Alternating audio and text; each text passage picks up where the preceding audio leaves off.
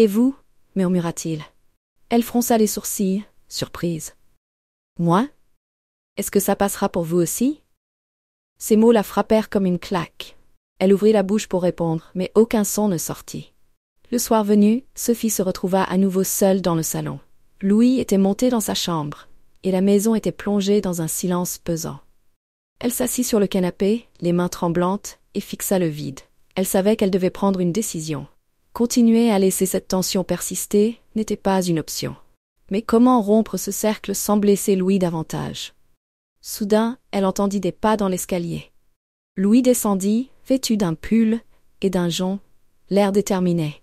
« Sophie » dit-il en entrant dans le salon. Elle leva les yeux vers lui, son cœur battant à tout rompre. « Je vais partir demain, » annonça-t-il. Elle resta silencieuse, surprise. « Je pense que c'est mieux pour nous deux, » ajouta-t-il. Sophie sentit une vague de soulagement mêlée de tristesse. « Peut-être que c'est la meilleure chose, oui. » Louis s'approcha légèrement, s'arrêtant à quelques pas d'elle. « Merci pour tout, » dit-il doucement. « Pour votre patience et pour m'avoir écouté. » Sophie hocha la tête, incapable de parler. Il se détourna et monta les escaliers, la laissant seule. Sophie sentit ses épaules s'affaisser, comme si un poids énorme venait d'être levé, mais en laissant un vide qu'elle ne savait pas comment combler.